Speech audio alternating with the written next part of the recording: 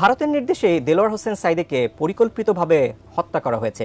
এই পিরোজপুরে তো একটি মেয়ে ওই তাকে ধরে নিয়ে গেছিল ক্যাম্পে রান্না করে। মৌলানা সাইদি তখন তো ওই লজের কাছে বিক্রি করতো, মানে তাদের যে দোসর ওখানকার রাজাকাররা তারা খবর দিয়ে দেয়, ওকে জিপের সাথে বেঁধে সারা শহর ঘুরায় এবং দুইটা গাড়ি দুই হাত পা বেঁধে দিয়ে দুই পাশে দুটো গাড়ির দুই দিকে টান দিয়ে ছিঁড়ে ওর শরীর টুকরা টুকরা করে। আসসালামু আলাইকুম।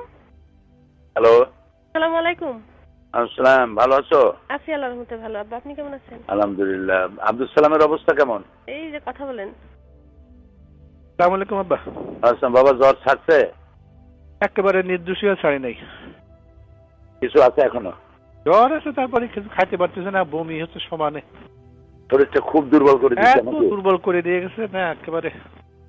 আরে কদিন ধরে বিছানায় ফেলে দিয়ে গেছে। এটা কি জ্বর? কি বলে ডাক্তার? ওষুধপত্র খাইছো কিছু? হ্যাঁ, কালকে রাত্রে তো আমাকে শিবির নিয়ে গেছিল ডাক্তারের কাছে।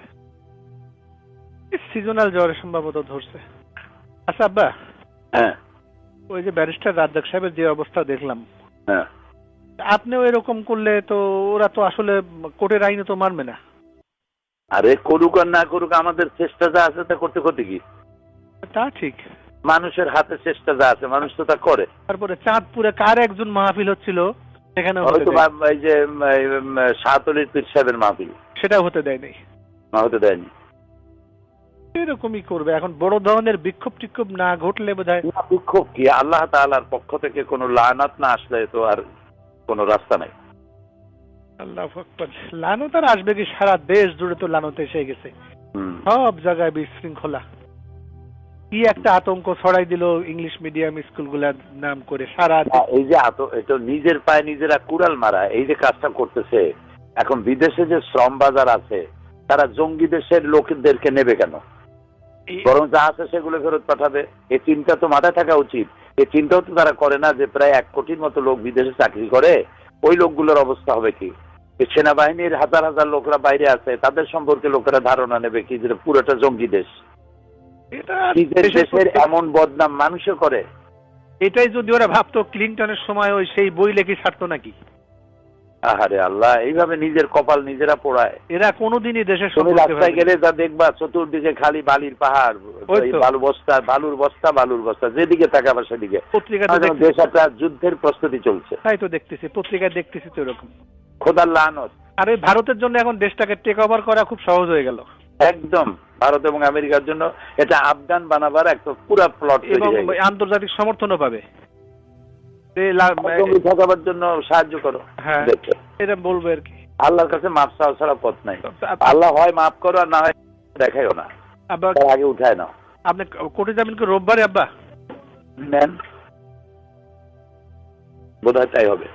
ও আমরা এদিকে শাকিল, এদিকে বেটা ওই যে আপনার ওয়েবসাইটে আব্বা আল্লাহর রহমত, শাকিল বসে কি করে গোতাগুতি করতে করতে একেবারে আপনার সকল বই ঢুকানোর ব্যবস্থা ওর মাথায় আল্লাহ কি দিছে, ও পারছে। আমি যেটা পারি নাই ও পারছে আব্বা। তাই বলো কি? আমার সাথে কথা বলেন। আসসালামু আলাইকুম দাদা। আসসালাম। শাকিল, জি দাদা। তুমি নাকি সর্বনাশ করছো? জি। কেমনে এত সর্বনাশ করলা? জি ইনশাআল্লাহ রহমত দাদা। দাঁড়াও। দাদা আপনি ভালো আছেন? হ্যাঁ, আল্লাহ ভালো রাখছে। কতগুলো বই ঢুকাইছো? দাদা আমি এখন সব ঢুকানো শুরু করবো। এই গোয়েবলসীয় মিথ্যাচারটা আমি পুরাটুক ঢুকিয়ে দিয়েছি। তাই এই যে গোয়েবলসি এটা ঢুকাইছো পুরোটা? জি। মাশাআল্লাহ মাশাআল্লাহ। তুমি কি খাইবা, চকলেট না আইসক্রিম? না দাদা কিছুই না, আপনার দোয়া করবেন। আচ্ছা আচ্ছা, ঠিক আছে। তোমার জন্য একটা পুরস্কার পাওনা রইলো আমার কাছে। তোমার আব্বুকে দাও। জি আব্বা। বললাম যে তুমি কি খাইবা, চকলেট আইসক্রিম? না, ও একা একা বসে বসে কেমনে অনেক কিছু বের করে, হঠাৎ বলতে যে আব্বা আমি পারছি না। আল্লাহর মেহেরবানি, তোমার জ্বর হোক আর যাই হোক, বাচ্চাগুলো তোমারে আল্লাহ ভালো ভালো বাচ্চা দিচ্ছে। আমি বললাম বাবা বাংলাটা সুস্থ হও, তাড়াতাড়ি ভালো হয়ে যাও।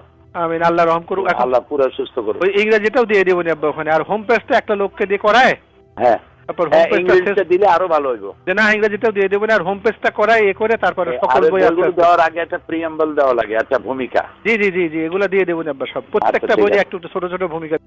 প্রিয় দর্শক মণ্ডলী, হুজুরের পরিবারের সাথে কথোপকথনটি শুনলেন। যদিও এটা পুরাতন একটা অডিও, অনেকেই হয়তো শুনছেন। তারপরেও রমজান মাস হুজুরকে খুব মিস করছিলাম, এই জন্য তার স্মৃতিচারণে অডিও ক্লিপটি প্লে করলাম, যাতে তার কথা শুনেও আপনারা একটু খুশি হতে পারেন।